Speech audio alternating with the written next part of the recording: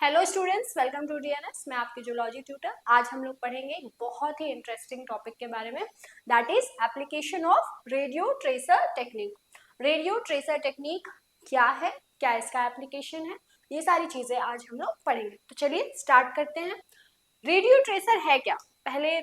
उसके एप्लीकेशन से पहले हमें ये तो पता होना चाहिए ना कि रेडियो एक्टिव जो ट्रेसर है वो आखिर है क्या। तो रेडियो एक्टिव ट्रेसर जो है, या जिसे रेडियो ट्रेसर भी कहा जाता है, ये एक radio active labelled synthetic derivative होता है नेचुरल कंपाउंड का, जिसमें एक से ज्यादा जो एटम्स हैं किसी भी ऑर्गेनिज्म के, वो रिप्लेस्ड किए जाते हैं by a radio nucleic, that is radio active atom. यहाँ पे क्या होता है कि रेडियो एक्टिव जब डिके होता है तो इसके वजह से ये यूज किया जाता है to explore the mechanism of the chemical reaction, and by tracing the path that the radiotopes follow from the reactant to the product, वो जो पाथ है मैकेनिकल, वो जो मेटाबॉलिक पाथ है, बायोकेमिकल पाथवे है, उसको ट्रेस आउट किया जाता है कि आखिर ये किस सीक्वेंस में कैसे होता है। रेडियो लेबलिंग और रेडियो ट्रेसिंग जो है, इस वजह से एक radio active form of isotopic labelling का फॉर्म होता है।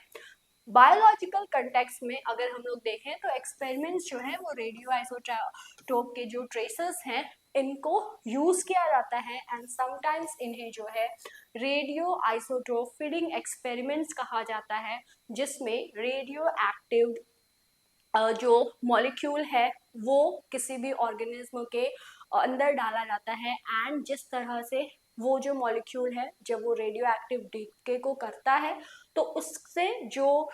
रेडियो एक्टिव डीके होता है तो उसे यूज किया जाता है, एंड इसे यूज करके एक्सप्लोर किया जाता है कि जो मैकेनिज्म है केमिकल रिएक्शंस का, बाय ट्रेसिंग द पाथ जो कि रेडियो आइसोटोप फॉलो करता है रिएक्टेंट से प्रोडक्ट बनाने के समय पे, उसको ट्रैक किया जाता है, एंड ये पता लगाया जाता है कि किस तरह से जो मेटाबॉलिक पाथवे है, जो बायोकेमिकल पाथवे है, उस ऑर्गेनिज्म के अंदर किस तरीके से हो रहा है। अगर हम लोग बात करें कि जो रेडियो आइसोटोप्स हैं वो किसके ज़्यादातर यूज होते हैं, तो radio isotopes of hydrogen, carbon, phosphorus, sulfur and iodine have been extensively used within this biochemical reactions. Radioactive tracer जो है वो इसलिए भी यूज होता है, वो इस चीज को भी ट्रैक करता है कि जो डिस्ट्रीब्यूशन है सब्सटेंस का किसी भी नेचुरल सिस्टम के अंदर, जैसे कि सेल हो गया या टिश्यू हो गया, वो किस तरीके से है, आखिर वो कहाँ पे प्रेजेंट है, कितने अमाउंट में प्रेजेंट है, इन सारी चीजों को ट्रेस करने के लिए रेडियो एक्टिव जो ट्रेसर्स हैं वो यूज होते हैं। Along with that, यहाँ पे ये इसलिए भी हेल्पफुल होता है कि ये जो है ये इस चीज को ट्रैक करता है कि जो फ्लूइड फ्लो है उस सिस्टम के अंदर, उस बायोलॉजिकल सिस्टम के अंदर, उस सेल के अंदर, उस टिश्यू के अंदर वो कैसे प्रेजेंट है। रेडियो एक्टिव ट्रेसर्स जो है ये यूजफुल होते हैं to determine the location of the fractions that are being created by the hydraulic fractioning in the natural gas production. Along with that, radioactive tracers जो है वो फॉर्म करते हैं basis of variety of imaging systems के लिए, जैसे कि पेट हो गया, पेट स्कैन्स हो गए, या फिर एस्पेक्ट स्कैन्स हो गए, या टेक्नीशियम स्कैन्स हो गए, उनके लिए ये हेल्पफुल होते हैं। रेडियो कार्बन डेटिंग अगर हम लोग बात करें तो रेडियो कार्बन डेटिंग में कार्बन 14 का जो आइसोटोप है वो यूज होता है, एंड ये एक आइसोटोपिक लेवल, आइसोटोपिक फॉर्म जो है कार्बन का, दैट इज कार्बन 14, वो यूज होता है, एंड इसका use to find out the age of that particle, इस चीज के लिए ये यूजफुल होता है। तो आप देख सकते हैं कि जो रेडियो आइसोटोपिक जो एटम्स हैं या रेडियो ट्रेसर जो टेक्निक है वो क्यों हेल्पफुल है, वो हेल्पफुल इसलिए है ताकि इस चीज को ट्रैक किया जा सके कि अगर कोई एटम है, अगर कोई सेल है, अगर कोई टिश्यू है जो कि लिविंग सिस्टम है, उसके अंदर कोई भी अगर बायोकेमिकल पाथवे है, ठीक है, तो वो किस तरीके से चल रहा है, या फिर कोई किसी चीज है, कोई मॉलिक्यूल है, उसका परसेंटेज क्या है उस चीज के अंदर, उस सेल के अंदर, उस टिश्यू के अंदर, ठीक है। एंड अलोंग विद दैट बहुत सारे डिफरेंट टाइप्स ऑफ एटम्स हैं जिनके आइसोटोप्स जो हैं वो रेडियो ट्रेसर टेक्निक्स में यूज होते हैं। फॉर एग्जांपल कार्बन 14, ये यूजफुल होता है to find out the age of any fossil,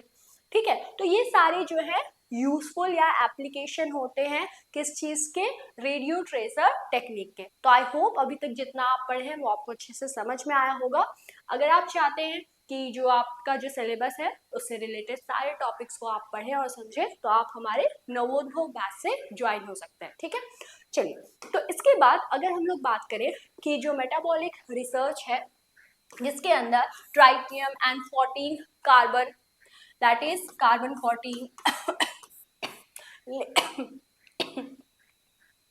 tritium and carbon 14 label glucose जो है वो कॉमनली यूज होता है ग्लूकोज कैंप्स में, ताकि मेजर किया जा सके कि जो रेट है ग्लूकोज अपटेक का वो कैसा है,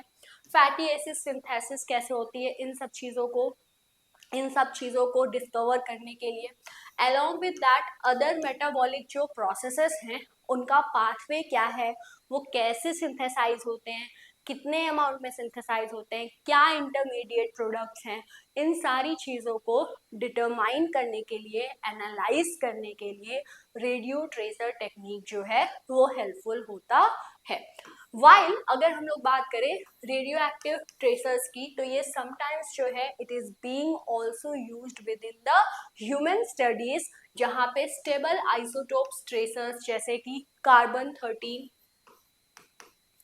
ये मोर कॉमनली यूज होता है for current human clamp studies. And radio active जो ट्रेसर्स हैं ये यूजफुल होते हैं to study the lipoprotein mechanism, और इसे कहा जा सकता है कि lipoprotein metabolism in humans and experimental animals. इनके लिए भी जो रेडियो एक्टिव ट्रेसर्स हैं उनका यूज होता है। तो अगर हम लोग एप्लीकेशन की बात करें कि जो रेडियो ट्रेसर टेक्निक है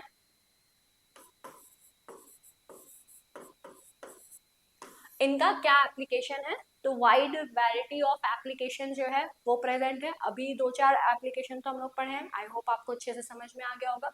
अगर हम लोग बात करें एप्लीकेशन की, तो further study of the squalene cyclization by the use of carbon 14 labelled mevalonic acid, जो रेडियो ट्रेसर टेक्निक है वो यूजफुल होता है for the interrelationship among the 4-methylsterol and the 4,4-dimethylsterols by the use of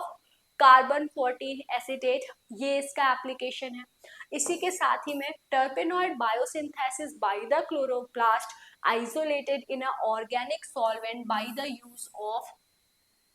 2,14 carbon mevalonate, ये 14 carbon mevalonate ये भी इसका application है। Along with that, to study the formation of the cinnamic acid in the pathway of the coumarin from the labeled coumarin, ये इसका application है। Other than that,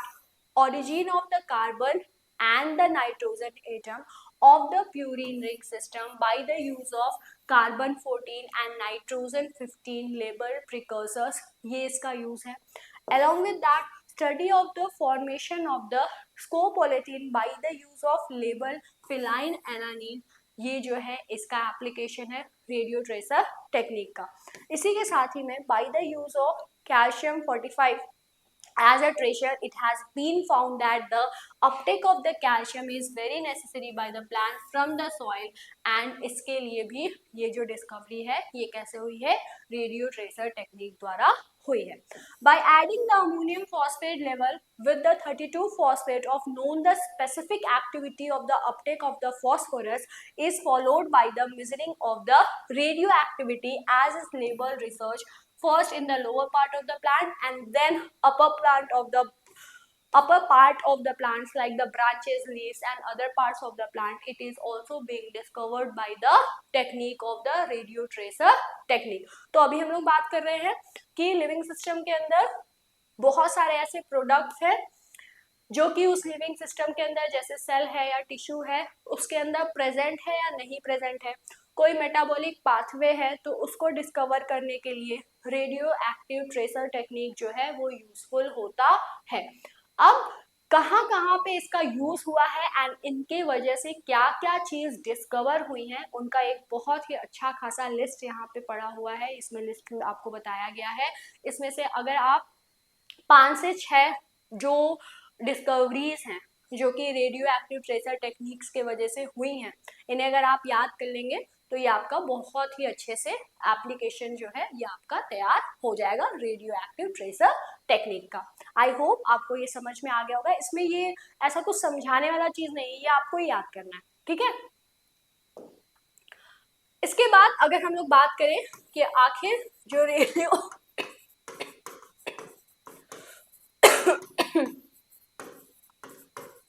radio tracer technique आखिर है क्या, तो रेडियो ट्रेसर टेक्निक जो है एक ऐसा टेक्निक है जो कि यूटिलाइज करता है लेबल्ड कंपाउंड को ताकि पता लगाया जा सके या कह सकते हैं ताकि ट्रेस आउट किया जा सके डिफरेंट इंटरमीडिएट्स को और वेरियस स्टेप्स को किसी भी बायोसिंथेटिक पाथवेज में that is being present in plant at a given time and at a given rate. ठीक है, तो कोई भी अगर कोई ऑर्गेनिज्म है एंड प्लांट भी कह सकते हैं, यहाँ पे ऑर्गेनिज्म भी कह सकते हैं, तो कोई अगर ऑर्गेनिज्म है तो उसके अंदर एक गिवन टाइम में एक गिवन रेट में एक ऐसा टेक्निक जो कि क्या करता है, जो कि यूटिलाइज करता है लेबल कंपाउंड को एंड इस लेबल कंपाउंड के थ्रू ये फाइंड आउट करता है कि अगर कोई मेटाबॉलिक पाथवे है तो उसका इंटरमीडिएट प्रोडक्ट कौन कौन सा है, उस पाथवे का सीक्वेंस क्या है। इन सारी चीजों को डिस्कवर करने के लिए जो टेक्निक यूज होता है वो रेडियो ट्रेसर टेक्निक होता है एंड इसमें रेडियो एक्टिव जो कंपाउंड्स हैं वो यूज होते हैं, आइसोटोप्स यूज होते हैं। या फिर आप इसे ऐसे भी कह सकते हैं कि रेडियो ट्रेसर टेक्निक जो है एक ऐसा टेक्निक है जिसके अंदर डिफरेंट आइसोटोप्स जो है वो यूज होते हैं एंड मेनली ये आइसोटोप्स कैसे होते हैं, रेडियो एक्टिव आइसोटोप्स होते हैं एंड ये क्या किए जाते हैं, इनको इनकॉर्पोरेट किया जाता है within the presumed precursor of the plant metabolites and ये यूज होते हैं as a marker in a biogenic experiments में। ठीक है, तो यहाँ पे आप कह सकते हैं कि रेडियो एक्टिव जो आइसोटोप्स है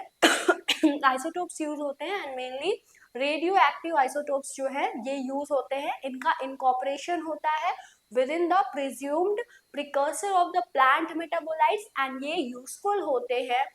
एज अ बायोजेनिक एक्सपेरिमेंट्स को परफॉर्म करने में एज अ मार्कर की तरह ये यूजफुल होते हैं। अगर हम लोग इनके स्टेप्स की बात करें तो इन शॉर्ट ये जो स्टेप्स है ये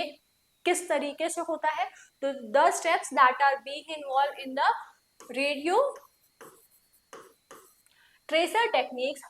there are been 3 major steps. सबसे पहला होता है preparation of the labelled compound, जो कंपाउंड है उसको प्रिपेयर करो एंड लेबल्ड कंपाउंड को प्रिपेयर किया जाता है।